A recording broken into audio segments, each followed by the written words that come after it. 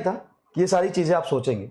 तो revision strategy बड़ा simple है, रिवीजन स्ट्रेटजी सिंपल है। सबसे पहले तो आपको ये फॉलो करना है, ध्यान से सुनिएगा, सबसे पहले तो आपको ये फॉलो करना है कि रफ पेज पर लिख लिख के रिवीजन करना है। कितने लोग ये फॉलो कर पा रहे हैं?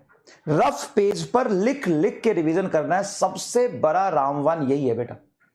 जब तक आप ये नहीं करोगे, आपको एक क्लास या एक चैप्टर को रिवीजन करने के लिए मल्टीपल्स टाइम की नीड पड़ेगी और पूरे साल तक आप रिवीजन के लिए रोते रहोगे। पूरे सालों साल, 2 साल, 4 साल, 10 साल, 20 साल तक रिवीजन के लिए रोते रहोगे।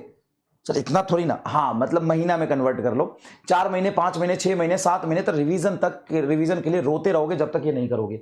आपको रफ पेज पर लिख लिख के रिवीजन करना है, करना है, करना है। सर लेकिन कितना रफ पेज पर लिखना है, क्या रफ पेज पर लिखना है? तो रफ पेज पर देखिए क्या लिखना है, ओनली कंसेप्ट, कंसेप्ट को रफ पेज पर लिखना है। जो आप फॉर्मूला पढ़ रहे हैं इंपॉर्टेंट, उसको रफ पेज पर लिखना है।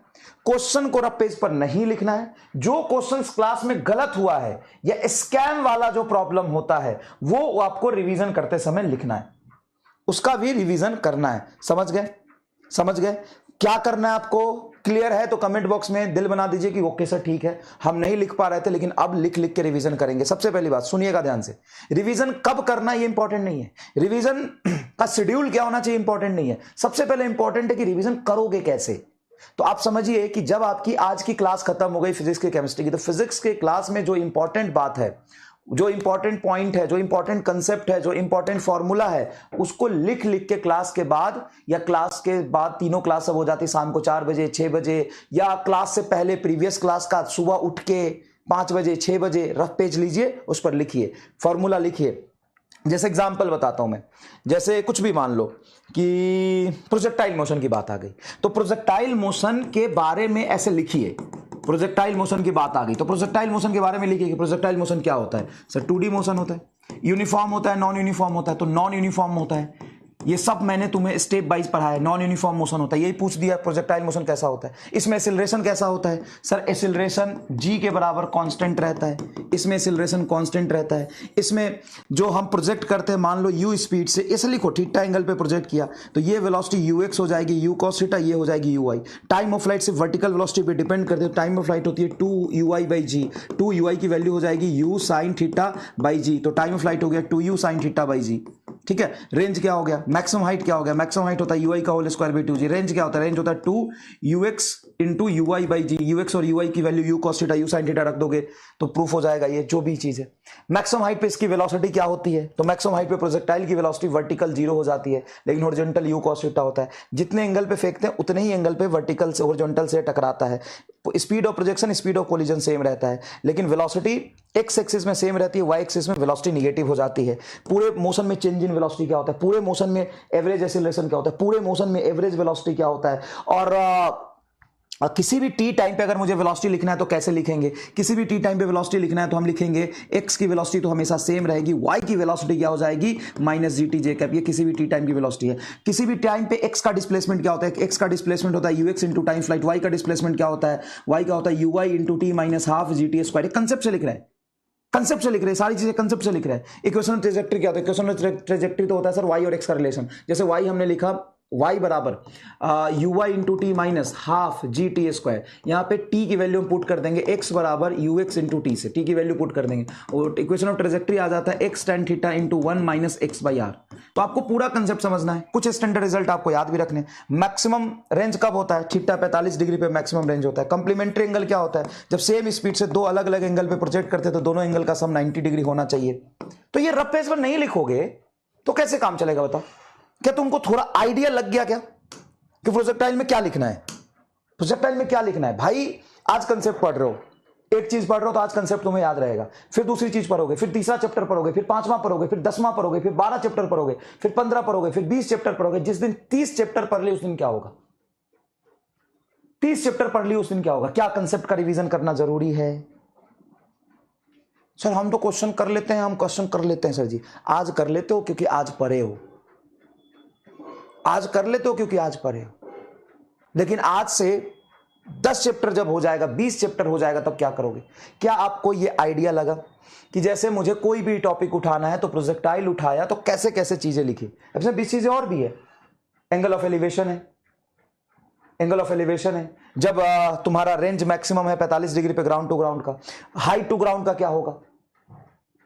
हाइट टू ग्राउंड का क्या होगा? एक हाइट से हम फेंक रहे हैं, ग्राउंड पे पहुंचा, तो एक्स की वेलोसिटी कैसे रहेगी, वाई की वेलोसिटी कैसे रहेगी, रेंज उसमें क्या होगा? Time of flight x axis की वेलोसिटी पे डिपेंड नहीं करता है। बताओ बताओ, टाइम बहुत लग रहा है क्योंकि आप कर ही नहीं रहे हो।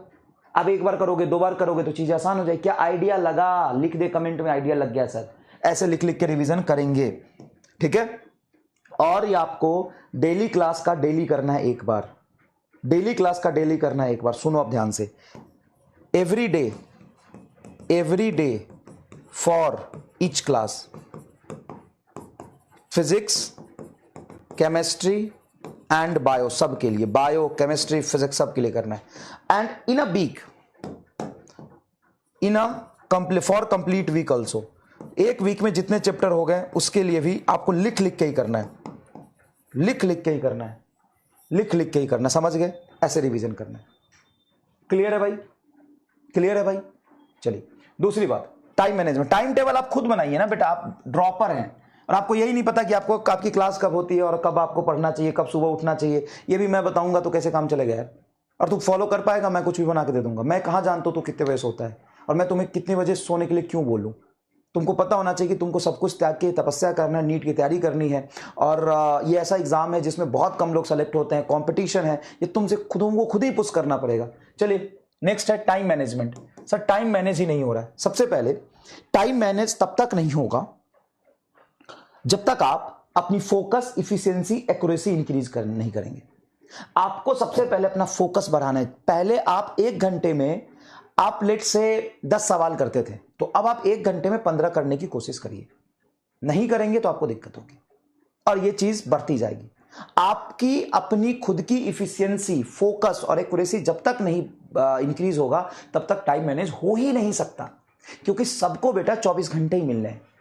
अगर सबको 24 घंटे मिलने हैं, सबको सिर्फ 24 घंटे मिलने हैं, तो फिर तो यार सबको बराबर टाइम मिल रहा है, फिर हम ज्यादा कैसे करेंगे? हम ज्यादा अपनी फोकस को, इफिशियंसी को और एक्यूरेसी को इंक्रीज करके कर सकते हैं। You have to do this. बिना इसके टाइम मैनेज हो ही नहीं सकता। यही एक तरीका है टाइम मैनेज करने का। आप एनालाइज करिए, आप अपना एनालिसिस करिए कि आप एक घंटे में कितना पढ़ पा रहे थे। आज जितना एक घंटे में पढ़ पा रहे, कल उससे थोड़ा ज्यादा पढ़िए। हर बीते हुए कल से आज आपका थोड़ा बेहतर होना चाहिए in terms of focus, in terms of accuracy, in terms of efficiency. बस आपका हर बीते हुए कल से आज बेहतर होना चाहिए। लिख ले इस बात को, लिख ले इस बात को कि मेरा हर बीते हुए कल से आज का दिन बेहतर होगा। Done, simple. एक्यूरेसी कैसे बढ़ाएं? एक्यूरेसी प्रैक्टिस करते जाओ, धीरे धीरे बढ़ेगी। पढ़ाई के अलावा बाकी काम से टाइम निकालो। एक और चीज है, पढ़ाई में टाइम मैनेज नहीं हो रहा तो पढ़ाई तो जितना टाइम लेना है उतना लेगा अपनी कैपेबिलिटी के अकॉर्डिंग। अब आपके लाइफ में बाकी काम भी होते हैं, बाकी काम जो आप करते हो उसको थोड़ा मैनेज करो, वहां से थोड़ा टाइम निकाल के पढ़ाई को दो, ठीक है ना। और अगर बहुत ज्यादा दिक्कत आ रही है, बहुत ज्यादा टाइम मैनेजमेंट में दिक्कत आ रही है, तो सबसे पहले सीक्वेंस वाइज चलो, अपना टारगेट बनाओ। बहुत ज्यादा दिक्कत आ रही है तब बता रहा हूं, किसी को नहीं भी आ रही होगी, किसी को नहीं भी आ रही होगी। जिसको बहुत ज्यादा दिक्कत आ रही है, रिलेवेंट कंटेंट पर ज्यादा फोकस करो। नीट क्लास नोट्स, पीवाईक्यू और जेई मेन पीवाईक्यू, इतना फोकस कर लो। क्योंकि अभी जो क्लास में हम लोग पढ़ा रहे हैं वो जेई मेन के पीवाईक्यू से भी अपर लेवल पे थोड़ा पढ़ा रहा हूं मैं क्लास में, उसके भी अपर लेवल पे पढ़ा रहा हूं। संघर्ष असाइनमेंट उससे भी ऊपर लेवल पे दे रहा हूं। जेई मेन के पीवाईक्यू बस तुम फॉलो कर लो, यहां से तुम्हारे 40 क्वेश्चंस हो जाएंगे। लेकिन ईमानदारी से जेई मेन के रिलेवेंट पीवाईक्यू करोगे।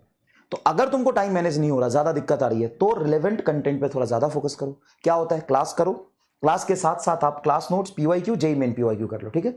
संघर्ष के किसी क्वेश्चन में अगर टाइम ज्यादा लग रहा है तो उसको मत दो। संघर्ष में मैंने संघर्ष असाइनमेंट दिया आपको। संघर्ष असाइनमेंट आपके लिए करना बहुत जरूरी है, क्योंकि आपको फिजिक्स सिर्फ पढ़ने से काम नहीं चलेगा, फिजिक्स को फील करना पड़ेगा, फिजिक्स को सोचना सीखना पड़ेगा, फिजिक्स को डिकोड करना समझना पड़ेगा, लैंग्वेज को डिकोड करना होगा एग्जाम में। इसके लिए संघर्ष असाइनमेंट मैं आपको दे रहा हूं, जो सबसे बेस्ट तरीका है लैंग्वेज के प्रॉब्लम को खत्म करने का, कैलकुलेशन की प्रॉब्लम को खत्म करने का। समझ में आ गया? समझ में आ गई, ये चीज बहुत इंपॉर्टेंट है। दूसरा, क्वेश्चन प्रैक्टिस के लिए अगर आपको दिक्कत हो रही है कि क्वेश्चन प्रैक्टिस कहां से करें, जैसे नीट में